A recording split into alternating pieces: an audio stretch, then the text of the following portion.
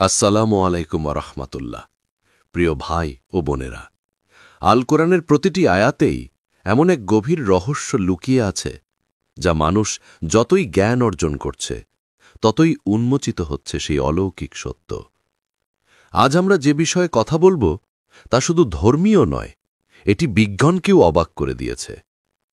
আল্লাহ তাআলা সূরা হাদীদে বলেছেন, তিনি লোহা নাজিল করেছেন, অর্থাৎ আকাশ থেকে অবতীর্ণ করেছেন।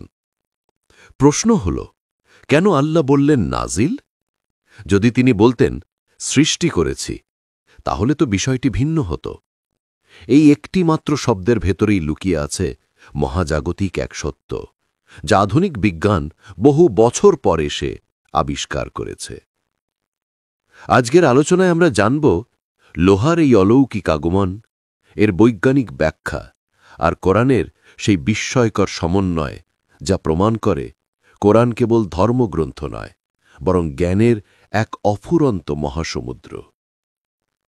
প্রিয় দর্শকবৃন্দ, মানুষ ও অন্যান্য জীবের শরীরে সবচেয়ে গুরুত্বপূর্ণ মৌলিক উপাদানগুলোর একটি হল লোহা বা আয়রন। এটি ছাড়া আমাদের জীবন সম্ভব নয়, কারণ রক্তে অক্সিজেন পরিবহন থেকে শুরু করে প্রতিটি কোষের শক্তি উৎপাদনের লোহা অপরিহার্য ভূমিকা রাখে। একসময় বিজ্ঞানীরা বিশ্বাস করতেন লোহা পৃথিবীতেই সৃষ্টি হয়েছে। পৃথিবীর মাটির গঠন, আগ্নেয়গিরির প্রক্রিয়া বা প্রাকৃতিক বিক্রিয়ার ফলেই এই ধাতু উৎপন্ন হয়েছে, এমনটাই ধারণা ছিল বহু বছর ধরে। কিন্তু আজ বিজ্ঞানীরা একমত হয়েছেন লোহা আসলে পৃথিবীতে উৎপন্ন হয়নি, বরং এটি এসেছে পৃথিবীর বাইরের জগৎ থেকে, অর্থাৎ আসমান থেকে। বিজ্ঞানীরা আবিষ্কার করেছেন পৃথিবীর জন্মের অনেক আগেই মহাবিশ্বে বৃহৎ নক্ষত্রগুলোর বিস্ফোরণে, যা সুপারনোভা নামে পরিচিত, লোহার উৎপত্তি হয়েছিল। সেই নক্ষত্রগুলো বিস্ফোরিত হয়ে অসংখ্য ধাতব কণা মহাশূন্যে ছড়িয়ে দেয়, আর সেখান থেকেই উল্কাপিণ্ডের মাধ্যমে লোহা পৃথিবীতে এসেছে। অর্থাৎ বিজ্ঞান এখন নিশ্চিতভাবে বলছে লোহা পৃথিবীর নয়, বরং আসমানের উপহার। কিন্তু বিস্ময়ের বিষয় হল, এই তথ্য আধুনিক বিজ্ঞান জানার হাজার বছর আগে, প্রায় ১৪০০ বছর আগে আল কোরআন তা ঘোষণা করেছে। আল্লাহ তাআলা বলেন, আর আমি প্রেরণ করেছি আমার রসূলগণকে সুস্পষ্ট প্রমাণ সহ, এবং তাদের সঙ্গে প্রেরণ করেছি কিতাব ও ন্যায়দণ্ড, যাতে মানুষ ন্যায় প্রতিষ্ঠা করে। আর আমি নাজিল করেছি লোহা, যাতে রয়েছে প্রচণ্ড শক্তি ও মানুষের জন্য নানান উপকার। সূরা আল হাদীদ, আয়াত ২৫। লক্ষ্য করুন, আল্লাহ বলেননি আমি লোহার সৃষ্টি করেছি, বরং বলেছেন নাজিল করেছি, অর্থাৎ উপর থেকে নামিয়ে দিয়েছি। এই শব্দটি নাজিল হল এই আয়াতের সবচেয়ে গুরুত্বপূর্ণ দিক, যা ইঙ্গিত দেয় যে লোহা সত্যিই পৃথিবীতে অপর থেকে এসেছে, আসমান থেকে অবতীর্ণ হয়েছে। এখন ভাবুন, এমন একটি বৈজ্ঞানিক সত্য যা মানবজাতি আবিষ্কার করতে পেরেছে কেবল আধুনিক যুগে, তা আল্লাহ তাআলা প্রকাশ করেছিলেন সেই যুগে যখন মানুষ লোহাকে কেবল ধাতু বলে জানত, কিন্তু তার উৎস সম্পর্কে কিছুই জানত না। অতএব যখন আল্লাহ বলেন আমি নাজিল করেছি লোহা, তখন সেটি কেবল একটি আয়াত নয়, বরং একটি প্রমাণ যে কোরআন আল্লাহর বাণী এবং এতে রয়েছে এমন জ্ঞান যা আসমান থেকেই এসেছে। যদি আল্লাহ তাআলা বলতেন আমি লোহা সৃষ্টি করেছি বা লোহা পৃথিবীতে মজুদ রেখেছি, তবে আয়াতটির ব্যাখ্যা নিয়ে এত আলোচনা করার প্রয়োজন হতো না, কারণ আমরা জানি লোহা সহ অন্যান্য ধাতু পৃথিবীর অভ্যন্তরে মজুদ রয়েছে, এটি তো স্বাভাবিক ব্যাপার। কিন্তু আল্লাহ তাআলা এখানে বলেছেন বা নাজ্জালনাল হাদিদ, অর্থাৎ আমি লোহা নাজিল করেছি, সৃষ্টি করেছি বলেননি। এই শব্দচয়নই পুরো আয়াতের মূল তাৎপর্য বহন করে। ইমাম ইবনু তাইমিয়া রহেমহুল্লাহ তার তাফসিরে ব্যাখ্যা করেছেন, এই নাজিল শব্দটিকে সৃষ্টি করা অর্থে নয়, বরং প্রকৃত অর্থে বা নুজুল অর্থে, অর্থাৎ উপর থেকে অবতীর্ণ হওয়া অর্থে গ্রহণ করতে হবে। কারণ আরবি ভাষায় নুজুল অর্থাৎ উপর থেকে নিচে নামা। অর্থাৎ এই আয়াতে আল্লাহ তাআলা ইঙ্গিত দিচ্ছেন লোহার উৎস পৃথিবী নয়, বরং আসমান। তিনি বান্দার কল্যাণের জন্য পাহাড়ে খনিতে সেই লোহা স্থাপন করেছেন, যা মূলত আকাশ থেকে পৃথিবীতে অবতীর্ণ হয়েছে। এখানেই কোরআনের সেই অলৌকিক জ্ঞানের প্রকাশ ঘটে, যা বিজ্ঞানের আগে কেউ জানত না। বিজ্ঞান ও প্রত্নতত্ত্বে ইতিহাসে দেখা যায়, প্রাচীন যুগে মানুষ লোহা আবিষ্কার করেনি, বরং আকাশ থেকে পড়া উল্কাপিণ্ড থেকেই লোহা সংগ্রহ করত। প্রত্নতাত্ত্বিকদের মতে খ্রিস্টপূর্ব 5000 থেকে 3000 সালের মধ্যে প্রাচীন মিশর ও হিত্তি জাতি প্রথম লোহা ব্যবহার শুরু করে। তারা উল্কাপিণ্ডে পাওয়া লোহার আকরিককে হাতুড়ি, অস্ত্র ও বিভিন্ন সরঞ্জামে রূপান্তর করত। পরে খ্রিস্টপূর্ব 2000 থেকে 1200 সালের মধ্যে হিত্তিরা লোহা গলানোর প্রক্রিয়া উদ্ভাবন করে, যা পরবর্তীকালে মানব সভ্যতার এক বিশাল পরিবর্তনের সূচনা ঘটায়। কিন্তু এখনও পর্যন্ত বিজ্ঞানীরা সুনির্দিষ্টভাবে বলতে পারেননি লোহা পৃথিবীতে কখন তৈরি হয়েছে বা আদৌ পৃথিবীতে তা সৃষ্টি হওয়া সম্ভব কিনা। আজ আমরা জানি পৃথিবীর অভ্যন্তরে এমন কোনো পরিবেশ বা তাপমাত্রা নেই যা লোহা উৎপাদন করতে পারে। লোহার গঠন প্রক্রিয়ার জন্য যে উচ্চ তাপমাত্রা প্রয়োজন তা কেবলমাত্র বৃহৎ নক্ষত্রের বিস্ফোরণ বা সুপারনোভার মধ্যেই সম্ভব। অর্থাৎ পৃথিবীতে লোহা তৈরি হয়নি, বরং তা নাজিল হয়েছে, অর্থাৎ আকাশ থেকে অবতরিত হয়েছে। যে সত্যটি আল্লাহ তাআলা ঘোষণা করেছিলেন 1400 বছর আগে, আর আজ আধুনিক বিজ্ঞান তা প্রমাণ করছে ধাপে ধাপে। এই প্রশ্নের উত্তর অত্যন্ত বিস্ময়কর। লোহা পৃথিবীতে তো নয়ই, এমনকি পুরো সৌরজগতের মধ্যেও স্বাভাবিকভাবে সৃষ্টি হওয়া সম্ভব নয়। কারণ লোহা তৈরি হওয়ার জন্য যে তাপমাত্রা প্রয়োজন তা হল প্রায় 100 মিলিয়ন ডিগ্রি সেলসিয়াস বা 100 কোটি ডিগ্রি সেলসিয়াস, যা কেবলমাত্র বৃহৎ নক্ষত্রের কেন্দ্রে বিদ্যমান। অন্যদিকে আমাদের সূর্যের অভ্যন্তরীণ তাপমাত্রা সর্বোচ্চ প্রায় 15 মিলিয়ন ডিগ্রি সেলসিয়াস, অর্থাৎ লোহা তৈরির জন্য প্রয়োজনীয় তাপমাত্রার কাছাকাছিও নয়। অতএব বৈজ্ঞানিকভাবে প্রমাণিত লোহা পৃথিবীর বা সূর্যের কোনো নিজস্ব উপাদান নয়। এটি পৃথিবীতে এসেছে বাহ্যিক উৎস থেকে, অর্থাৎ মহাকাশ থেকে নাজিল হয়েছে। আধুনিক গবেষণা, উপাত্ত বিশ্লেষণ এবং জ্যোতির্বিজ্ঞানের পর্যবেক্ষণে বিজ্ঞানীরা আজ শতভাগ নিশ্চিতভাবে বলছেন লোহা পৃথিবীর বাইরে থেকে এসেছে। কিন্তু এই সত্যটি বিজ্ঞান আবিষ্কার করেছে মাত্র কয়েক দশক আগে, আর আল্লাহ তা ঘোষণা করেছেন 1400 বছর আগেই। আল্লাহ তাআলা বলেন, وَأَنزَلْنَا الْحَدِيدَ فِيهِ بَأْسٌ شَدِيدٌ وَمَنَافِعُ لِلنَّاسِ। আর আমি নাজিল করেছি লোহা, যাতে রয়েছে প্রচণ্ড শক্তি এবং মানুষের জন্য নানা উপকার। এখানে ব্যবহৃত আরবি শব্দটি হল আনজালনা, অর্থাৎ উপর থেকে পাঠানো বা আকাশ থেকে অবতীর্ণ করা। অর্থাৎ আল্লাহ স্পষ্টভাবে জানিয়ে দিচ্ছেন লোহা আকাশ থেকে পৃথিবীতে পাঠানো হয়েছে। যে বিষয়টি বিজ্ঞানের পক্ষে 1000 বছর পর বোঝা সম্ভব হয়েছে, আল্লাহ তা তার কিতাবে আগেই প্রকাশ করেছিলেন। সুবহানাল্লাহ। এখন আসি বৈজ্ঞানিক দৃষ্টিতে। পৃথিবীর কেন্দ্রে যাকে বলা হয় ইনার কোর, তা প্রায় সম্পূর্ণই গঠিত লোহা ও নিকেল দ্বারা। বিজ্ঞানীরা ধারণা করেন প্রায় 4.5 বিলিয়ন বছর আগে যখন পৃথিবী গঠিত হচ্ছিল, তখন মহাকাশ থেকে অসংখ্য উল্কাপিণ্ড পৃথিবীতে পতিত হয়। এই উল্কাপিণ্ডগুলোর মধ্যেই ছিল প্রচুর লোহা ও অন্যান্য ধাতব উপাদান। যখন পৃথিবী তখনও গলিত অবস্থায় ছিল, তখন ভারী উপাদানগুলো যেমন লোহা ও নিকেল নিচের দিকে ডুবে গিয়ে পৃথিবীর কেন্দ্রে জমা হয়, আর হালকা উপাদানগুলো উপরে ভেসে ওঠে, ভূপৃষ্ঠে স্থিত হয়। এই ঘটনাকেই বলা হয় পৃথিবীর পৃথকীকরণ প্রক্রিয়া বা ডিফারেন্সিয়েশন প্রসেস। আজ বিজ্ঞানীরা অনুমান করেন পৃথিবীর অভ্যন্তরের প্রায় 80% অংশই লোহা দ্বারা গঠিত, সাথে রয়েছে কিছু নিকেল ও অন্যান্য হালকা মৌল। এমনকি গবেষণাগারে পৃথিবীর অভ্যন্তরের এই পরিবেশ অনুকরণ করতে গিয়ে বিজ্ঞানীরা লোহা ও নিকেলের সংকর ধাতুকে অত্যন্ত উচ্চ চাপ ও প্রায় 4000 কেলভিন তাপমাত্রা পর্যন্ত উত্তপ্ত করেছেন, যা পৃথিবীর কেন্দ্রে লোহার অবস্থান ও স্থিতিশীলতার বাস্তব প্রমাণ দেয়। শেষমেশে দেখা যায়, যেখানে বিজ্ঞান 1000 বছর পর এসে পৌঁছেছে, সেখানে কোরআন 14 শতাব্দী আগে সেই সত্য ঘোষণা করেছে। এটাই প্রমাণ করে আল কোরআন কোনো মানবীয় গ্রন্থ নয়, বরং এটি সেই সৃষ্টিকর্তার বাণী যিনি জানেন আসমান ও জমিনের সব রহস্য।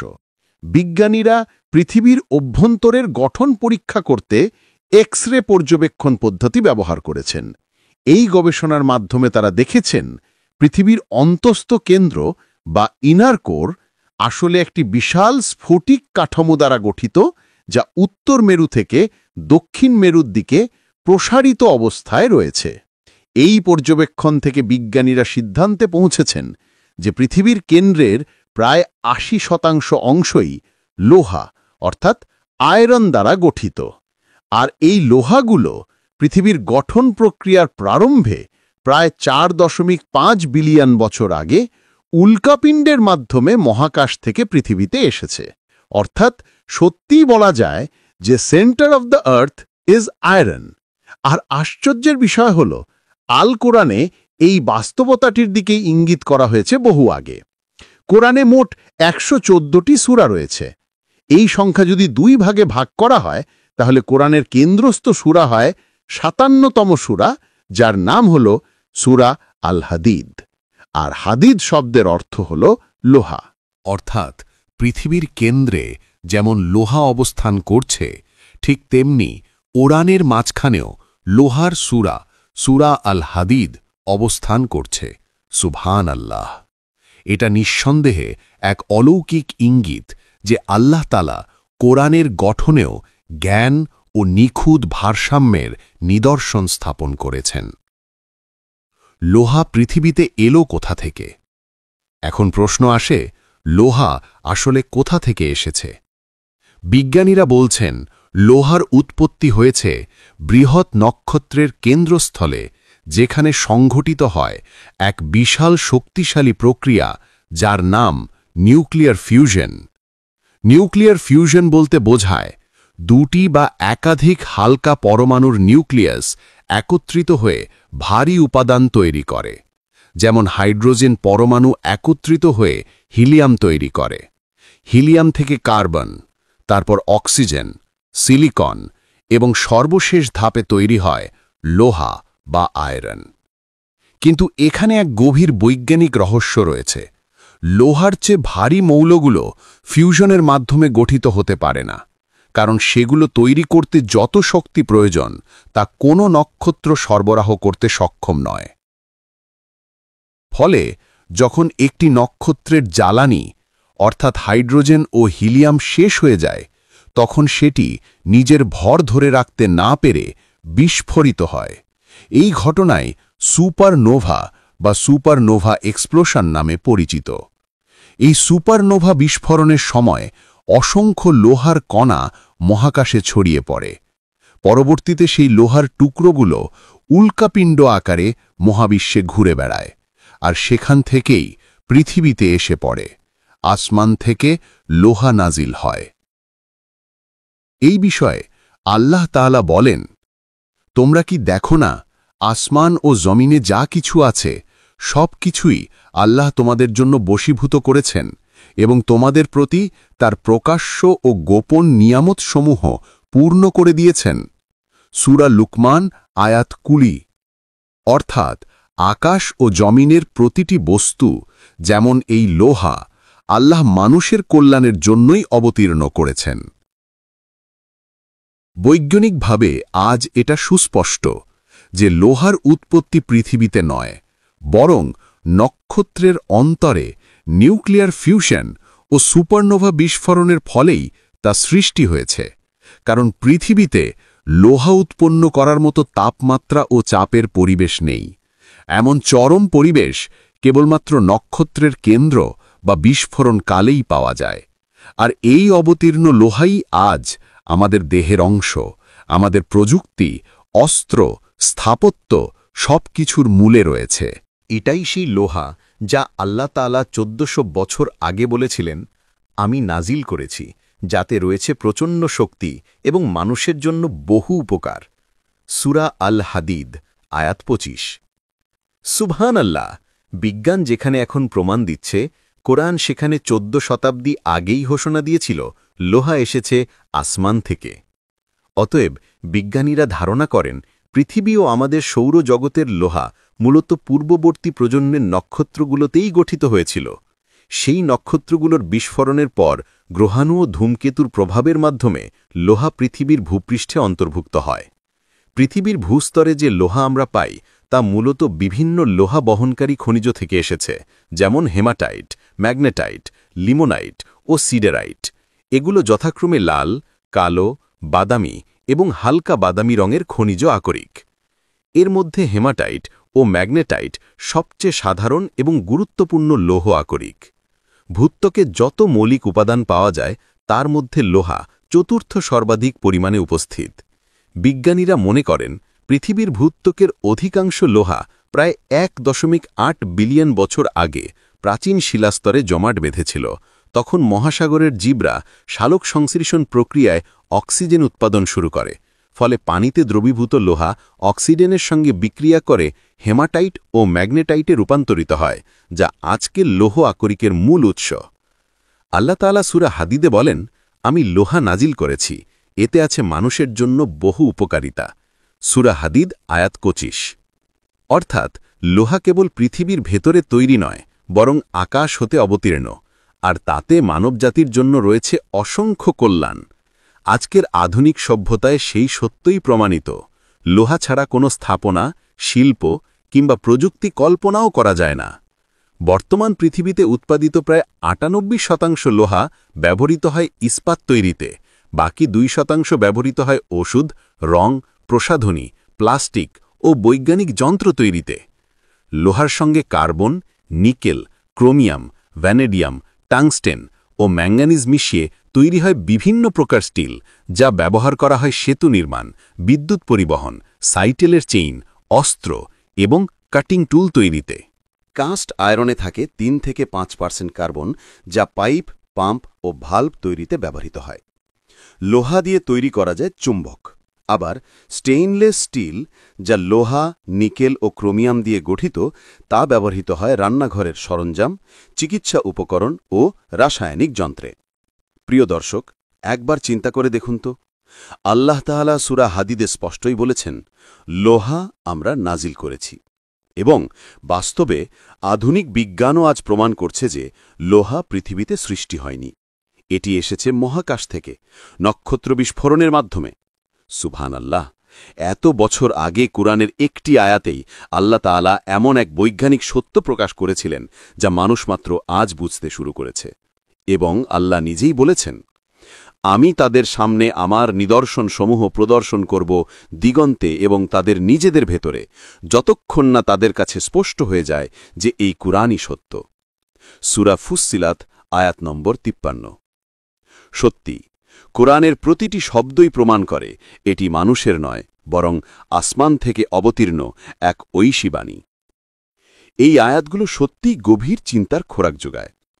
আধুনিক বিজ্ঞানের অগ্রগতি আজ আমাদেরকে কুরআনের এসব আয়াতের তাৎপর্য আরও স্পষ্টভাবে বুঝতে সাহায্য করছে। আজকের আলোচনার মাধ্যমে আমরা উপলব্ধি করতে পারলাম আল্লাহ তাআলার সৃষ্টি কতটা নিখুঁত, পরিকল্পিত এবং অলৌকিক। পৃথিবীতে যত গবেষণা এগিয়ে যাচ্ছে ততই প্রকাশ পাচ্ছে কোরআনে উল্লেখিত আসমান ও জমিনের রহস্যগুলো কতটা সত্য ও বাস্তব। আল্লাহ রাব্বুল আলামিন আমাদের সকলকে তাঁর এসব নিদর্শন দেখে গভীরভাবে চিন্তা করার, তাঁ থেকে শিক্ষা নেওয়ার এবং তাঁর উপর পূর্ণ ঈমান আনয়নের তৌফিক দিন। আমিন।